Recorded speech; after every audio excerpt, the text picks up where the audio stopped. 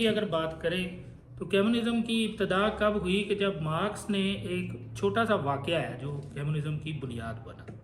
हुआ कुछ यूँ कि बीइंग ए स्टूडेंट जब वो एक तालिब इल्म था तो एक वाक़या हुआ उसके अपने इलाके में जहाँ वो रहता था। उसके साथ एक जंगल था। वहाँ से लोग लकड़ियाँ काट कर ज़मींदार जो तबके थे, बोर्जुआ फैमिली जिनको कहा जाता है, जो इक़्तिदार पे काबिज़ अफराद होते हैं या जो रूलिंग क्लास है, जो उनसे ताल्लुक़ रखने वालों के ये ठेके होते थे जंगलों के अंदर। वो मालिक थे उन जंगलों के। तो उनमें जंगलों की कटाई होती थी, लोग मजदूरी करते थे। तो वहाँ पर मजदूरी के दौरान कुछ लकड़ियाँ होती थी जो कटाई करते हुए गिर जाती थी, छोटी मोटी लकड़ियाँ। तो ये गरीब तबके के लोग जाते थे और वो छोटी छोटी लकड़ियाँ उठाकर ले आते थे अपनी गुजर बसर के लिए, ईंधन के तौर पर जलाने के लिए।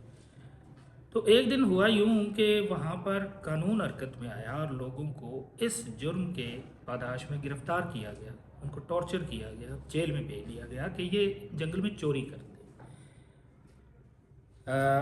अगर मैं भटक ना जाऊं अपने मौजू से तो इस मौजू के ऊपर पिछले दिनों एक फ़िल्म भी देखी थी कि जिसमें वो हीरो जो होता है वो जंगल के घने हिस्से में जाकर वो दुनिया में एक बड़ी नायाब किस्म की लकड़ी जो है उसका कारोबार करता है। जी, तो इस हवाले से वो मुझे थोड़ी सी रेलेवेंट लगी ये बात। तो बहरहाल कम्युनिज्म की बुनियाद असल में उसके जहन में यहाँ से आई कि एक लकड़ी चुराना इतना बड़ा जुर्म हो गया कि जिसके ऊपर लोगों को पकड़कर अज़ियतें दी गई, जेल में बंद कर दिया। सिमिलरली अगर हम फ्रांस के इनकलाब की बात करें तो उसमें भी ऐसा ही हुआ था कि जब मलका के सामने लोग एहतजाज कर रहे थे तो उसने पूछा कि ये क्या मानते हैं। तो उसके सिपाही ने कहा कि ये कहते हैं कि हमारे पास खाने को रोटी नहीं। तो उस शहजादी ने जवाब दिया कि अगर इनके पास रोटी नहीं है तो ये बिस्किट खा लें। So this situation arises, the unjust situation arises anger in people. तो मार्क्स के अंदर भी ये गुस्सा पैदा हुआ कि ये लोग जो काबिज हैं इन जंगलों के ऊपर, ये तो जो चाहें कर सकते हैं, नाजायज़ तौर पे दरख्त काटते हैं, बेच देते हैं, हुकूमत इनके खिलाफ हरकत में नहीं है, बल्कि हुकूमत और असम्बली और कानून साज इदारे इनके साथ मिली भगत के साथ रहते हैं। जबकि एक गरीब आदमी कोई लकड़ी उठाकर अपने लिए खाना पकाने की खातिर, ईंधन की खातिर लेकर आए तो उसको पकड़कर कानून के हवाले किया जाता है। बचपन में पेश आने वाला ये मामूली नौइयत का वाक़या आगे जाकर उसके लिए एक कम्युनिज्म के कॉन्सेप्ट का पेश खैमा साबित हुआ। अब वो बड़ा भी हो रहा था, मैच्योर भी हो रहा था, और इसके साथ साथ एक खूबी जो बचपन में उसके अंदर मौजूद थी वो था उसका फ़लसफ़े के अंदर इंटरेस्ट। कार्ल मार्क्स के ख्याल के मुताबिक फ़लसफ़ा इस दुनिया का सबसे बड़ा इल्म है और उसका ये मानना है कि फ़लसफ़े की तालीम हर इंसान को हासिल करनी चाहिए। ये ग्रेटेस्ट नॉलेज है ऑफ दिस वर्ल्ड। वो कहता है बाकी जितने भी आप नज़रियात हैं, सोचे हैं, उलूम हैं, वो सारे के सारे मादियत पर मबनी है। उनके अंदर आपकी जो स्पिरिट है वो ये है कि किसी तरह से मटेरियल सक्सेस हम हासिल करें। लेकिन ये जो फ़लसफ़ा है, मंतक है, इसके अंदर आपकी सोच को वसअत मिलती है। तो लिहाजा ये एक ऐसा इल्म है कि जिसको हासिल ज़रूर करना चाहिए। लेकिन क्योंकि फ़लसफ़े में उसका इंटरेस्ट था, लेकिन उसका जो वालिद था वो उसको वकील बनाना चाहता था। पहले उसको बॉन यूनिवर्सिटी में दाखिल किया गया, फिर वहाँ से वो बर्लिन यूनिवर्सिटी में शिफ्ट कर गया। बॉन यूनिवर्सिटी असल में बहुत ही आज़ाद ख्याल किस्म के लोगों की यूनिवर्सिटी थी, जबकि बर्लिन यूनिवर्सिटी के अंदर क़दामत पसंदी और पुराने अंदाज से तालीम दी जाती थी, कन्वेंशनलिज्म। अब बहरहाल वकील बनने की तालीम वो जब हासिल कर रहा था तो वालिद की तरफ से उसको मुसलसल सपोर्ट भी मिली। एक बात मैं याद मुझे नहीं रही, मैं दोबारा ज़रा तस्करा कर दूं कि बचपन में इसको पूरी तरह से बैप्टाइज़ किया गया था।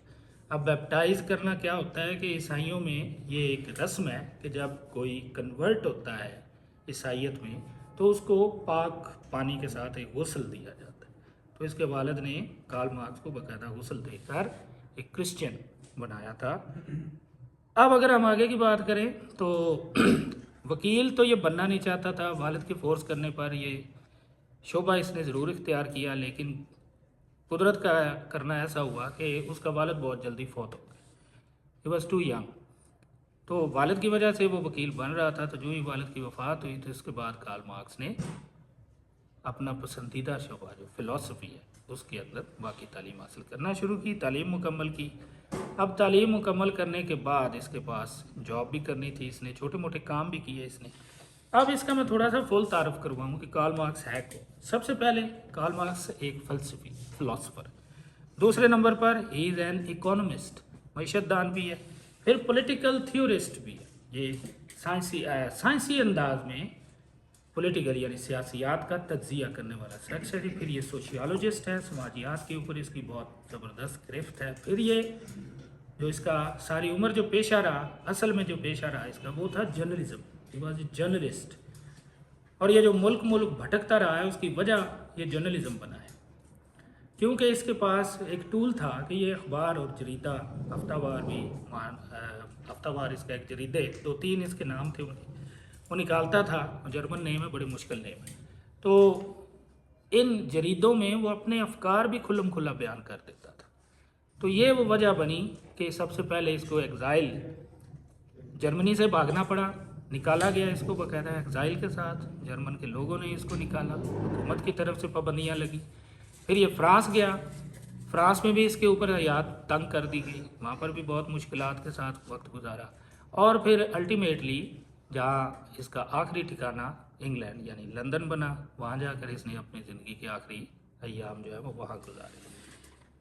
फिर ये रेवोल्यूशनरी साइंटिस्ट है, जो इसका कारनामा है असल में, जिसकी वजह से दुनिया इसको याद करती है। इसके ऊपर असरात हैं जिन लोगों के, वो ये 3 लोग हैं। एक है फ्रेडरिक एंगल्स। फ्रेडरिक एंगल्स खुशकिस्मती से इसके साथ काफ़ी अरसे रहा।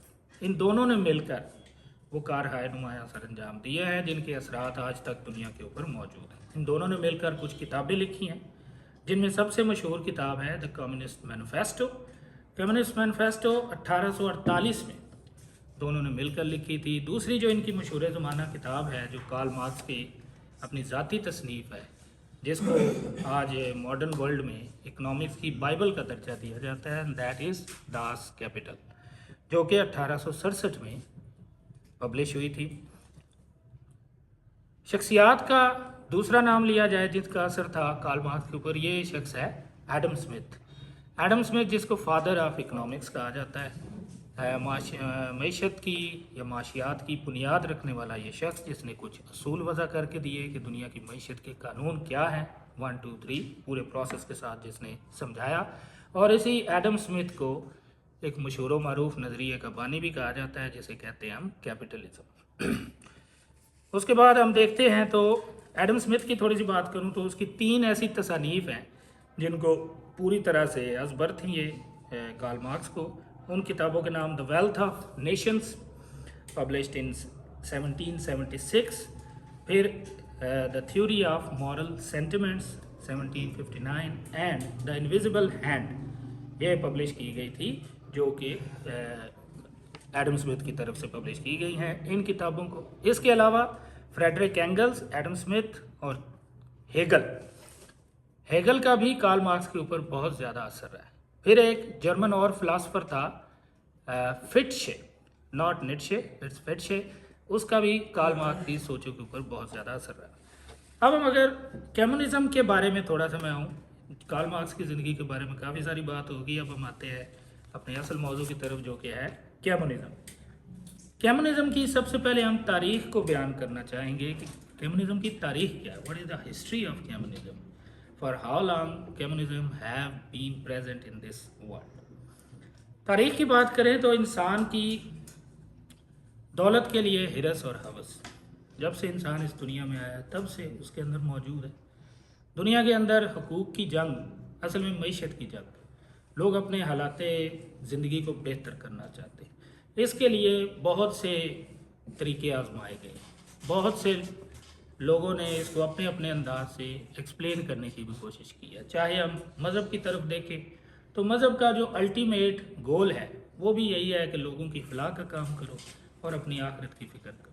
अगर हम दुनियावी एतबार से देखें तो एक इंसान सुबह से शाम तक जो काम कर रहा है उसका भी बुनियादी मकसद यही है कि हम अपनी ज़िंदगी में कुछ ऐसे काम कर लें कि हमारी जो रोज़मर्रा की ज़िंदगी है इसमें बेहतरी आ सके। और तीसरी जो चीज़, सबसे ज़्यादा दौलत जमा करने का जुनून क्या है कि हमारे ख़ानदान और आने वाली नस्लें जो हैं वो आसान ज़िंदगी गुजार सकें। तो अल्टीमेटली मईशत हर बंदे की प्रेफरेंस रही है तारीख़ में। اور اس پریفرنس کے پیچھے وہ احساس تحفظ ہے جو ہر انسان خود کو بھی دینا چاہتا ہے اور آنے والی